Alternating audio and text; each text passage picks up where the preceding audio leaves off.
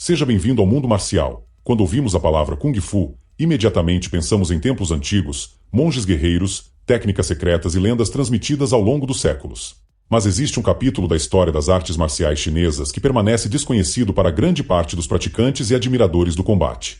Uma história que envolve patriotismo, guerreiros lendários, treinamento brutal e uma busca incansável pela eficiência marcial. Estamos falando do Guoshu, a chamada arte nacional da China. Mais do que um simples estilo de luta, o Guoshu foi um movimento que buscou reunir toda a tradição guerreira chinesa em um único sistema capaz de preservar o passado e preparar combatentes para o futuro. E o mais impressionante é que muitos dos conceitos que hoje vemos em modalidades modernas de combate já estavam presentes no Guoshu décadas antes do surgimento do MMA. Hoje vamos conhecer a história, os métodos de treinamento, a filosofia e o legado de uma das expressões mais completas das artes marciais chinesas. O que é o Guoshu? Para entender o Guoshu, é preciso primeiro abandonar uma ideia muito comum. Diferente do que muitos imaginam, Guoshu não é um estilo específico de Kung Fu. O termo significa literalmente arte nacional e foi criado para representar o conjunto das artes marciais chinesas como um patrimônio da nação. Em vez de promover apenas uma escola ou uma única forma de combate, o Guoshu procurou reunir os conhecimentos de inúmeros estilos tradicionais sob uma mesma identidade. O objetivo era preservar técnicas ancestrais, fortalecer a cultura marcial chinesa e formar praticantes completos, capazes de aplicar suas habilidades em situações reais. O Guoshu nasceu da ideia de que a força de uma nação também depende da preservação de sua herança cultural e de sua capacidade de formar cidadãos física e mentalmente preparados para enfrentar desafios. No início do século XX, a China passava por profundas transformações. O fim da dinastia imperial marcou o início de uma nova era, mas também trouxe instabilidade política, conflitos internos e incerteza sobre o futuro do país. Diante desse cenário, surgiu a necessidade de fortalecer a identidade nacional e preservar tradições consideradas fundamentais para a cultura chinesa. As artes marciais estavam entre essas tradições. Foi nesse contexto que, em 1928, nasceu a Academia Central de Guoshu, na cidade de Nanjing. A instituição tinha uma missão grandiosa: reunir os melhores mestres do país, organizar métodos de ensino, preservar estilos tradicionais e formar instrutores capazes de espalhar esse conhecimento por toda a nação. Não era apenas uma escola de luta. Era um projeto nacional destinado a garantir que séculos de conhecimento marcial não fossem perdidos diante das mudanças que estavam transformando a China. Os maiores mestres da China reunidos. Uma das características mais extraordinárias do Guoshu foi a reunião de alguns dos maiores especialistas em artes marciais da época. Durante séculos, muitos estilos permaneceram isolados em suas regiões de origem, transmitidos de mestre para discípulo dentro de círculos restritos. Com a criação da Academia Central, essas barreiras começaram a desaparecer. Mestres de sistemas famosos como Shaolin, Xing Chuan, Bagua Zhang, Tai Chi Chuan, Ba Ji Chuan, Choi Li Fut e diversos outros passaram a compartilhar conhecimento em um mesmo ambiente. Pela primeira vez, praticantes podiam estudar diferentes abordagens de combate dentro de uma única instituição. Essa troca de experiências criou um ambiente extremamente rico para o desenvolvimento técnico e permitiu que as artes marciais chinesas evoluíssem sem abandonar suas raízes tradicionais. O treinamento do Guoshu era conhecido por sua intensidade. O objetivo não era apenas desenvolver habilidade técnica, mas construir indivíduos fortes, resistentes e preparados para enfrentar situações reais de combate. Os praticantes passavam por exercícios rigorosos de condicionamento físico, desenvolvendo força, resistência cardiovascular, explosão e coordenação. Ao mesmo tempo, eram treinados em uma ampla variedade de técnicas. Socos, chutes, joelhadas, cotoveladas, esquivas, bloqueios e combinações ofensivas eram praticados repetidamente até se tornarem naturais. O treinamento valorizava a eficiência acima da aparência. Uma técnica não era considerada valiosa apenas porque parecia bonita. Ela precisava funcionar sob pressão. Esse foco na aplicação prática tornou o Guoshu uma arte marcial extremamente respeitada entre os combatentes da época. Dentro do Guoshu existia um importante conjunto de técnicas conhecido como Qin-Na. Diferente dos golpes de impacto, o Qin-Na concentrava-se no controle do adversário através de torções articulares, imobilizações, manipulações corporais, submissão e finalização. O praticante aprendia a utilizar a estrutura do corpo humano contra o próprio oponente, neutralizando sua capacidade de reação. Essas técnicas exigiam precisão, sensibilidade e profundo conhecimento da mecânica corporal. Um mestre experiente podia controlar um agressor sem necessariamente recorrer a golpes devastadores.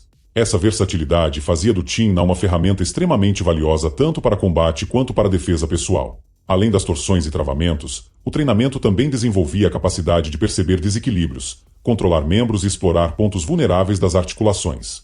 Em muitas situações, uma pequena alavanca aplicada no momento certo era suficiente para interromper um ataque ou criar uma oportunidade para escapar. Por isso, o Tina era frequentemente estudado em conjunto com os golpes e as projeções, tornando o praticante mais preparado para lidar com confrontos em curta distância. Shuai Jiao, a antiga luta de queda chinesa. Outra peça fundamental do Goshu era o Shuai Jiao, considerado uma das formas mais antigas de luta agarrada do mundo. Especializado em projeções, desequilíbrios e quedas, o Shuai Jiao ensinava o praticante a dominar a distância curta e controlar o adversário através do contato físico. Enquanto muitos estilos enfatizavam golpes de longa distância, o Shuai Jiao complementava o treinamento ao ensinar como derrubar e controlar o oponente. Essa integração entre técnicas de impacto e técnicas de projeção ajudava a formar lutadores completos, capazes de se adaptar a diferentes situações de combate. O treinamento valorizava especialmente o trabalho de base, o equilíbrio e a capacidade de sentir a movimentação do adversário. O praticante aprendia a utilizar o posicionamento do corpo, a transferência de peso e o timing correto para executar projeções eficientes, muitas vezes sem depender da força bruta. Em um confronto real, essa habilidade permitia neutralizar um agressor de maneira rápida, explorando seus erros de postura e transformando seu próprio impulso em uma oportunidade para a queda. O treinamento com armas. O Goshu também preservou uma tradição que remonta aos antigos campos de batalha da China, o treinamento com armas. Durante séculos, guerreiros chineses estudaram diferentes armamentos como parte essencial de sua formação marcial. Por isso, o aprendizado não era considerado completo sem o domínio de armas tradicionais. Os praticantes treinavam com bastões, lanças, espadas retas, sabres e outras armas clássicas. Mais do que aprender a lutar com esses instrumentos, o treinamento desenvolvia coordenação, disciplina, controle corporal e compreensão estratégica. Mesmo para quem nunca utilizaria uma arma em combate real, esse estudo contribuía para o aperfeiçoamento das habilidades marciais gerais. Lei Tai, o teste supremo do combate. Nenhuma descrição do Goshu estaria completa sem falar do Lei Tai. Diferente dos ringues modernos cercados por cordas, o Lei Tai era uma plataforma elevada e aberta. Não havia para onde recuar. Além de enfrentar o adversário, o lutador precisava controlar o espaço ao seu redor. As lutas eram intensas e exigiam grande versatilidade. Golpes, projeções, torções, desequilíbrios e estratégias de posicionamento eram utilizados constantemente. Em muitos casos, lançar o oponente para fora da plataforma era uma forma legítima de vitória. O Lei Tai colocou à prova inúmeras técnicas e ajudou a separar aquilo que funcionava em combate daquilo que existia apenas na teoria. Por isso, muitos historiadores consideram essas competições como precursoras de conceitos que mais tarde seriam vistos nas artes marciais mistas modernas. A natureza aberta da plataforma criava uma dinâmica única. O lutador precisava administrar cuidadosamente a distância, os ângulos de movimentação e o controle do centro da área de combate. Um simples erro de posicionamento podia resultar não apenas em ser atingido, mas também em ser empurrado ou projetado para fora da plataforma. Isso incentivava o desenvolvimento de habilidades práticas de combate, onde técnica, estratégia e consciência espacial tinham tanta importância quanto a força física. Além disso, o Lei Tai servia como um verdadeiro laboratório para o aperfeiçoamento das artes marciais chinesas. Mestres e praticantes de diferentes estilos tinham a oportunidade de testar seus métodos contra adversários com formações distintas, contribuindo para a evolução constante do Goshu. Mais do que uma competição, o Lei Tai representava um ambiente onde a eficiência real era colocada à prova sob pressão, revelando quais técnicas eram realmente eficazes em combate. O mundo mudou, as artes marciais evoluíram e novas modalidades surgiram. Ainda assim, a influência do Goshu continua viva. Muitas técnicas e conceitos presentes no Sanda moderno, em sistemas de defesa pessoal e até mesmo em modalidades contemporâneas de combate carregam a herança desse movimento marcial. O Goshu representou um dos maiores esforços já realizados para preservar e fortalecer as artes marciais chinesas. Ele reuniu tradições ancestrais, promoveu o intercâmbio entre mestres e ajudou a garantir que conhecimentos acumulados ao longo de séculos chegassem às gerações futuras. Mais do que uma arte marcial, o Goshu tornou-se um símbolo da busca pela excelência. Uma ponte entre passado e futuro, entre tradição e eficiência, entre cultura e combate. O Goshu nasceu com a missão de preservar a herança guerreira da China, mas acabou se tornando muito mais do que isso.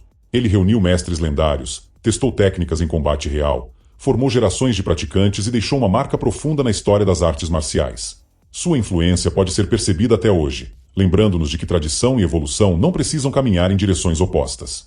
E você, já conhecia a história do Goshu e sua importância para o desenvolvimento das artes marciais chinesas? Se gostou deste conteúdo, curta o vídeo, deixe sua opinião nos comentários, compartilhe com outros apaixonados pelo universo das lutas e inscreva-se no canal Mundo Marcial para continuar explorando as histórias mais fascinantes do mundo das artes marciais. Nos vemos no próximo vídeo.